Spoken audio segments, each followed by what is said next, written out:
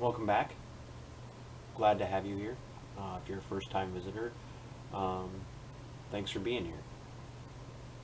This commentary today is going to be directly pointed at American Christianity.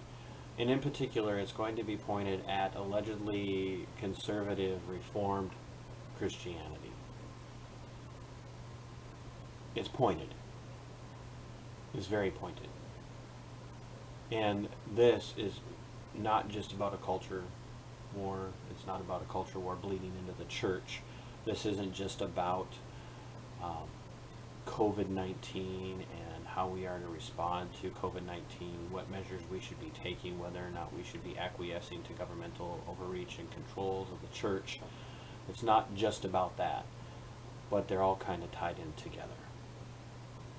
And so be prepared if you're a Reformed or Calvinistic Christian, or if you're some sort of other Christian and you are all on board with everything that's being done by the government to fight COVID-19, I want you to be prepared. I'm about to insult you. I'm about to call you and call you out. All right? Here we go. A couple of weeks ago, a friend of mine who is a seminary trained pastor, and I use the term friend, an acquaintance, if you will, stated very publicly that he is counseling a young lady who is being threatened with church discipline in a Presbyterian Church of America, the conservative, one of the conservative branches of Presbyterianism in the United States. He's counseling this young lady who's being threatened by a PCA church with church discipline for violating the command, "Thou shalt not murder," because she will not wear a mask. I want you to think about that. Her church is going to place her under church discipline for not wearing a face covering because she refuses to, because she doesn't believe that they are as effective as everybody in the media and in government is telling us they are. That's what they're doing to her. They've gone that far. Every time you turn on the news, every time you plug into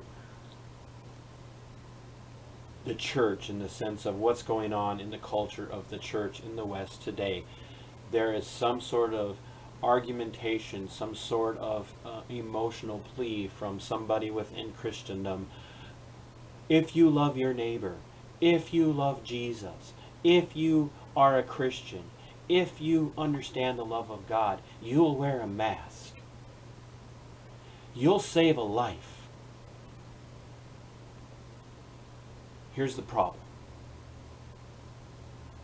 And this is, like I said, very pointed. It's malarkey. I don't believe you, church. I don't believe you, Christians. I don't believe you really care about saving lives, and here's why. I can't take you seriously on these things because you aren't doing a darn thing about abortion. You're not. You're not doing anything about abortion. Oh, you talk the talk, but you aren't doing anything about abortion. You Reformed Christians will not call abortion murder. You Reformed Christians, Calvinistic Christians, hundreds of you, thousands of you in the United States balk at the idea of looking at another woman in your church who is contemplating abortion and telling her what you're contemplating is murder.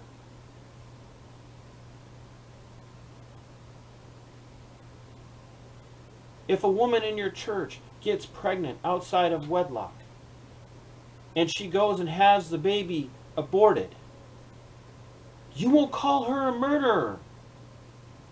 So no, church, I can't take you seriously. And I don't care if this upsets you.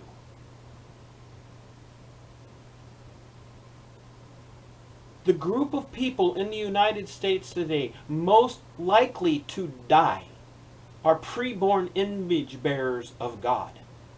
Preborn infants. We murder thousands of them monthly in this country. And statistics show that a good percentage of those are people who are frequent attenders of Protestant evangelical churches.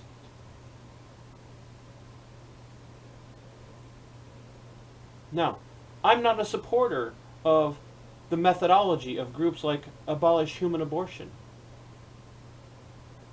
I don't believe that you go out and stand in front of a church with signs that say this church supports murder. But I'm kind of getting to the point where I understand why they do.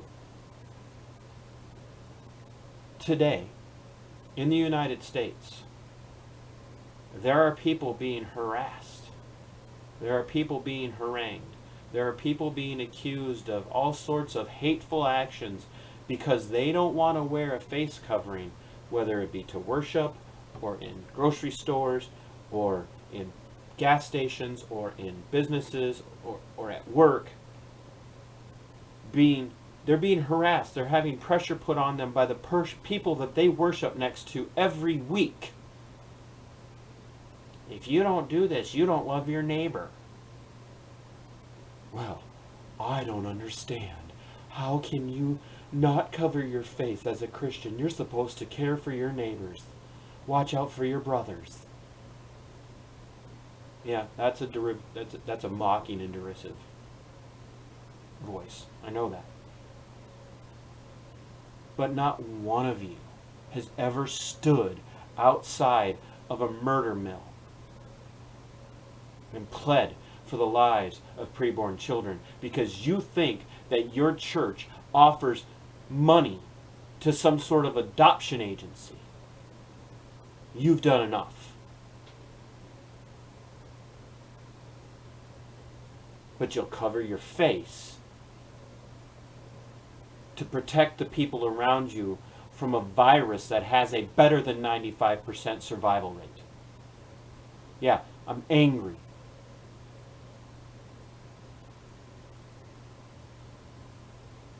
I'm more than angry. I'm pissed off. And I don't care if you don't like that language.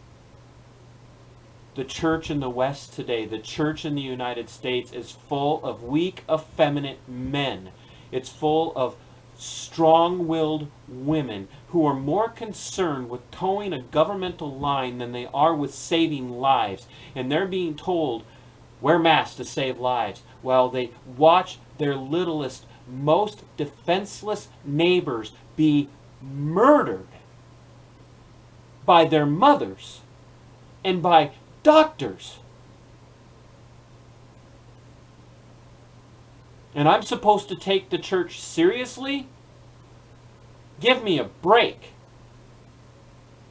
No, I don't take the church in the United States seriously right now. There are some local congregations that I take seriously, but by and large, I don't take any of the church in the United States seriously. And I'm drawing a distinction between the visible and the invisible.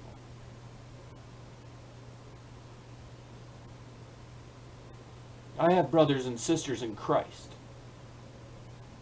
who are on the front lines every day, literally every day, at abortion mills.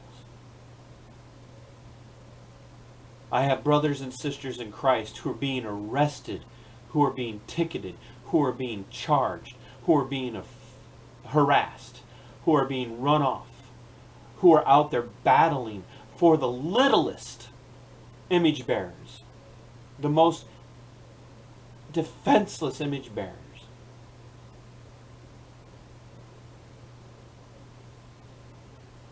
While the people sitting next to them in pews and in comfortable cushy chairs in air-conditioned buildings and heated buildings are telling them you're a murderer because you won't wear a mask. You're disgusting, American Christians.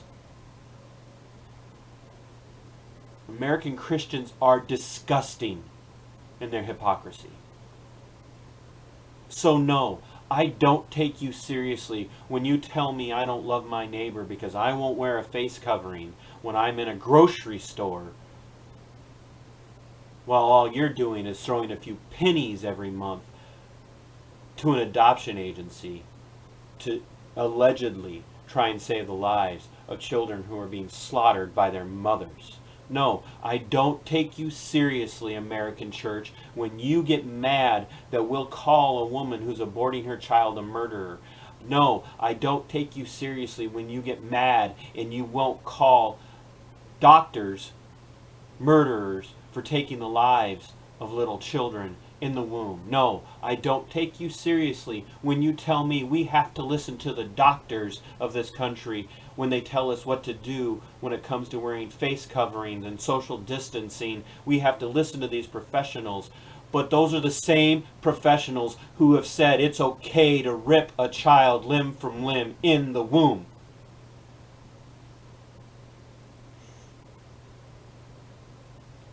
I don't give a damn about your face coverings.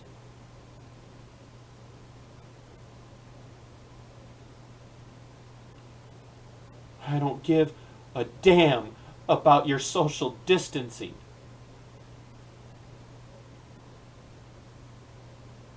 And I don't believe that you love your neighbor.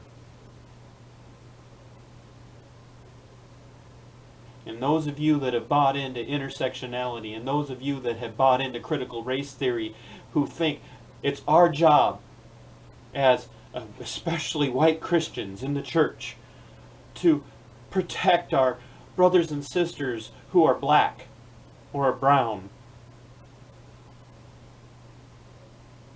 I don't give a damn about your self-congratulatory back-patting for everything you're doing for the downtrodden black community. Well, they're the biggest victim of abortion in the United States. You aren't doing anything about it. You're not bringing the gospel that you claim to love to bear on the murder of black children in the womb.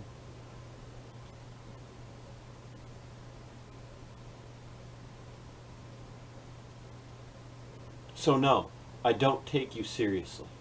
You make me angry.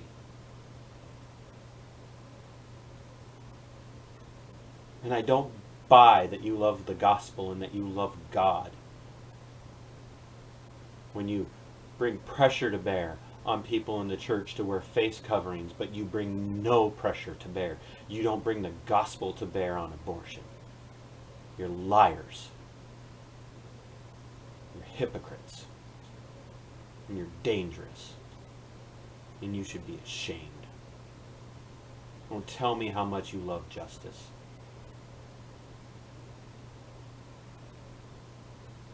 I'll believe it when I see you on the front lines.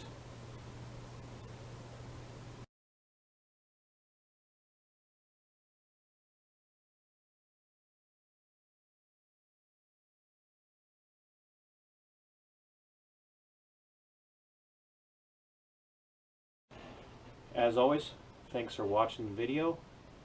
Thanks for being open-minded. Thanks for listening. I would ask that over here in the corner, somewhere on your screen, you hit the subscribe button. It's important, not for me, but because mainstream media, legacy media, isn't going to get the word out. They're not going to let people who don't toe the established line speak. So for the sake of liberty and for the sake of the defense of this nation, small little independent voices like mine need to be heard, especially the interviews.